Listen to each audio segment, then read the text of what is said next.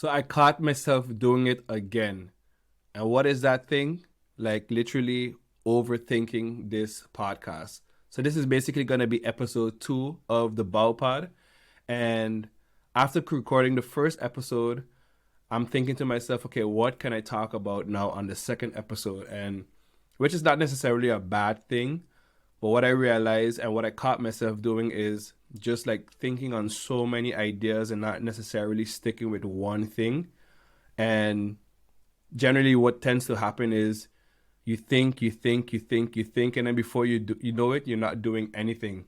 So like right now, as I'm recording this podcast, this second episode, it's literally like 10 p.m. And I was unsure if I should record it right now just because the lighting isn't that great. But again, one of the things that I firmly stand by is that idea of, literally just documenting this process, and irregardless of the sound, the lighting, whatever the case is, it's like just get it down on video because again, I just want to be able to like look back and say, hey, this is basically how I started. This was the first episode. This is how the second episode, and then 10 years down the line, this is what episode, I don't know, like 200 looks like. So with that being said, if you guys didn't check out episode 1, episode 1 was basically like an icebreaker episode, a debut episode where I talked a little bit more about this idea of documenting versus creating, and how that just flipped, my whole mindset shift into just like posting more on social media and just showing up more on social media. And today what's kind of been on my mind, my heart, my chest, how you ever you want to look at it, is this idea of, your story, like not losing sight of your story. And the reason I say not losing sight of your story is because oftentimes not oftentimes, but I've basically been guilty of doing this as well. Kind of going through life, now 35, and, forgetting about where I came from and everything that I have experienced and been through up until this point. And just to give you guys a brief insight on what that kind of looks like is, so I grew up on St. Martin, and when I turned 18, I finished high school. And from my 18, so I moved from St. Martin all the way overseas here to the Netherlands. And for some, at least for me, it was not, although it was a big step, it was a big leap. I never really saw it so much as that just because it was generally the next step that, someone who was studying on the island, my apologies, someone who was studying on the island would generally do. They would either, depending on, whether they went through the Dutch stream or the English stream, they would either end up going to the US or coming to the Netherlands to further their education. And I mean, at 18 years old, that's a pretty big deal. But I never really saw it as that. And now, 17 years later, it's like I still find myself here in the Netherlands, but I'm a lot more established. I have a wife, I have 2 kids, a homeowner. And I mean, I'm not saying these things to try and, like, I don't know, like gloat or whatever the case is, but it's just more so for myself to realize that I have come a long way, and some things that I may see as normal or insignificant, to others they are a big deal, because it's not common, for an 18-year-old to move overseas by him or herself to live on their own and just have their family like thousands of miles away. Like it's not something common. And so I don't know what your story is, but I just want you to kind of like reflect back and think about where did you start and where are you now? And maybe things aren't going the best of ways right now, but don't downplay the situation though. It's like still take heed and realize that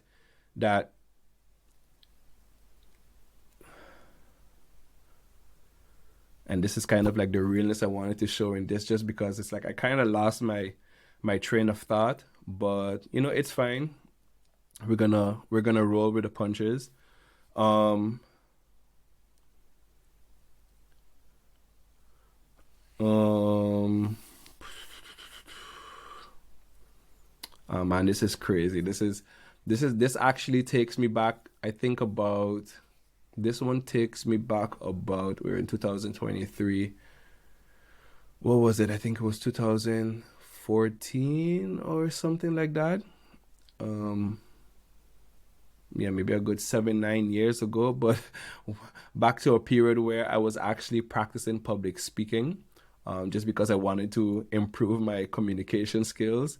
And I kid you not, like I think I joined around in February, and then in April there was like a speaking competition. And I mean, being 2 months into the club, I thought, okay, let me push myself to the next level and actually, how do you say, take part in this speaking competition. Um, and what ended up happening was I got on stage. You had to give a speech between 5 and 7 minutes, and I was giving this speech about Hurricane Lewis and the impact Hurricane Lewis back on St. Martin that happened in 1995. How that kind of left me with a little bit of a trauma, when it comes to hurricanes. But I was giving that story, and then all of a sudden, like I completely forgot what I had to say next, and someone was actually filming my speech, and so um, I was able to finish the speech. Like let me just spoiler alert. But when I look back at the clip and I counted how long I blanked out for, because I like literally, I mean, you got to imagine this. You're standing on stage and you have like a room full of maybe, I don't know, maybe like 50 people like just watching you. And I'm on stage, blanked the F out for like 30, I think it was like 30 seconds. And I mean, you put a stopwatch on, and for 30 seconds, you just stand in silence, like everyone just watching you. Like that shit is pretty crazy. It was pretty intense. But the funny thing is, though, at the end of that evening, there was an award that they were giving out for most, I think it was, audience favorite. So you had, of course, a normal first, second, third place winner, but then there was this additional award for audience favorite. And I don't know how, I don't know why, but somehow the audience actually voted for me to win audience favorite of that evening.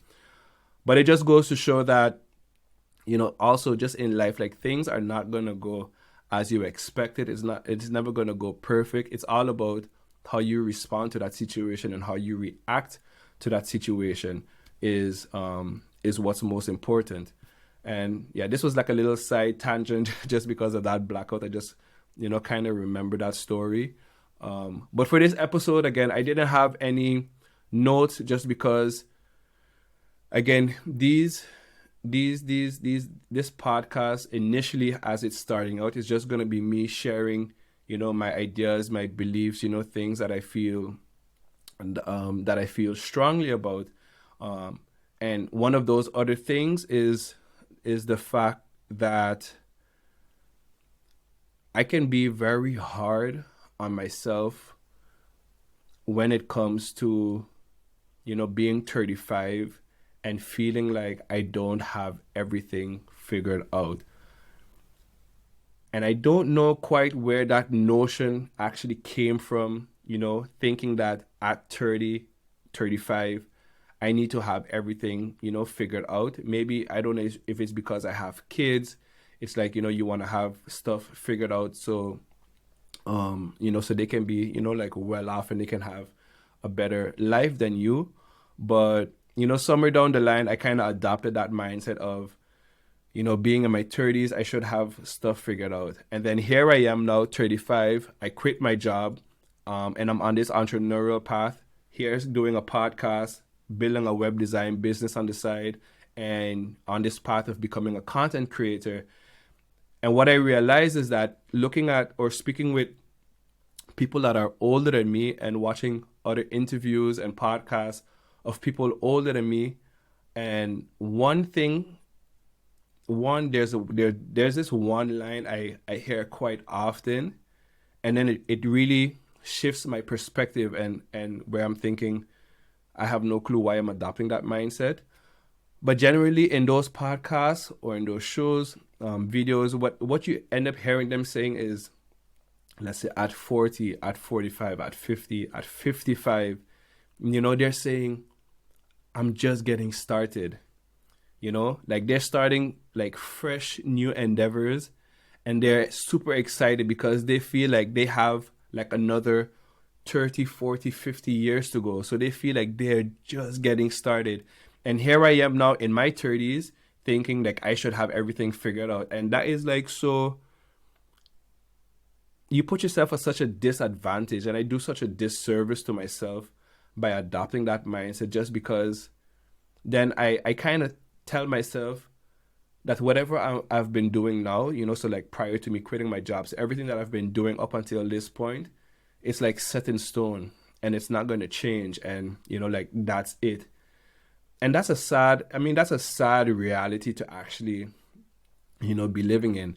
And that's why I'm really happy that I come across different conversations like this, just because it really puts me in my place and really changes that, again, gives me that perspective of, like I'm still young.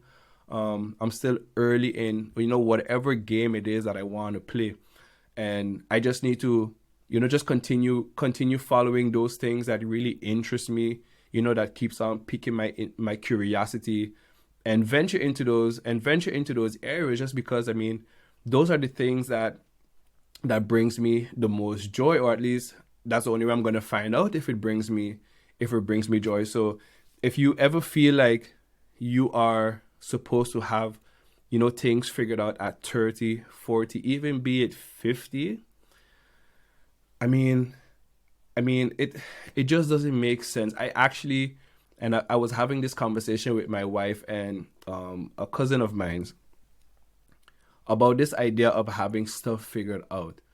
Because again, these same people that I hear talk, it's like you hear them in their 50s, and if you hear someone in their 50s still saying, I'm still kind of like figuring stuff out.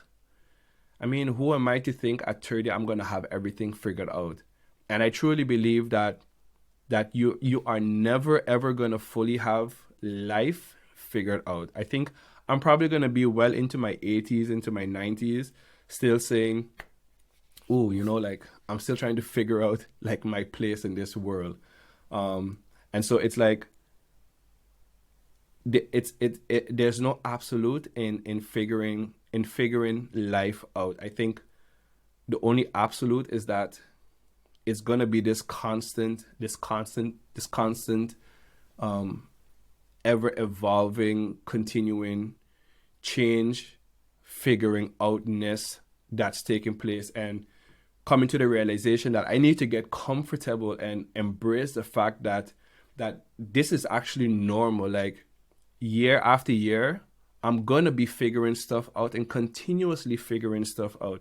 It's like I'm a father now of 6 years, because my eldest is 6.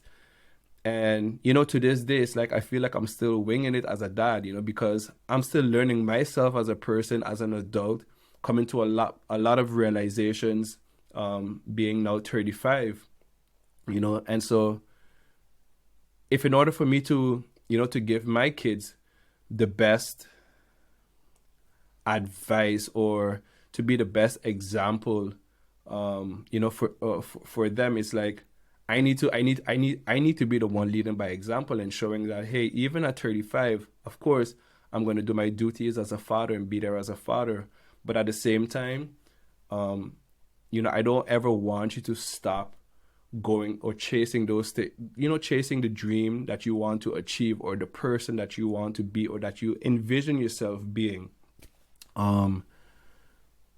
Yeah, so that's kind of been on my chest, and something I just wanted to get off.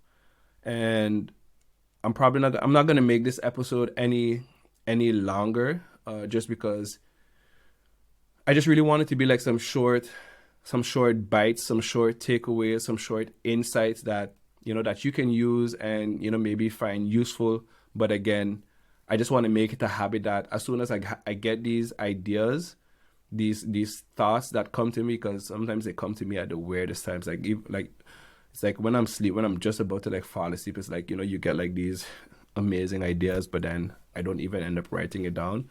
But in any case, I don't want to wait for the perfect time to start filming or recording, these podcast sessions, or saying, like I'm gonna, look forward to a podcast like every Saturday or every Sunday or whatever the case. It's like I'm probably, I don't want to hold myself to that.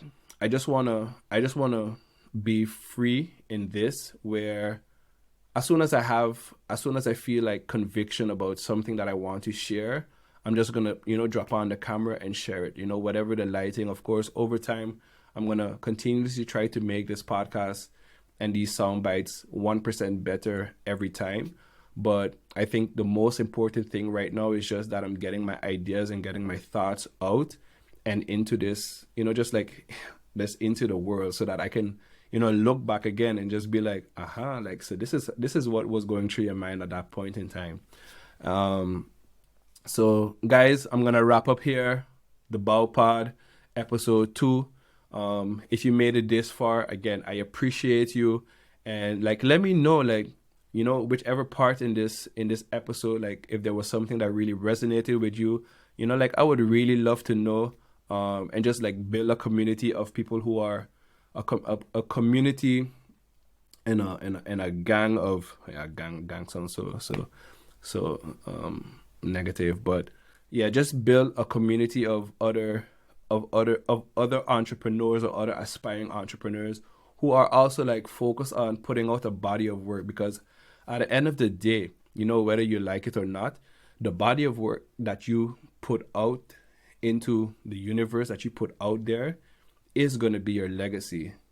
And so don't let that be one that's, unfruitful, or of you like not pursuing anything or just being complacent, because it doesn't serve anybody. It doesn't serve yourself, and it doesn't serve those around you. And so, think about that. The body of work you put out, that is your legacy. I'm going to catch you guys in the next episode. Again, I love you all, and yeah, peace out.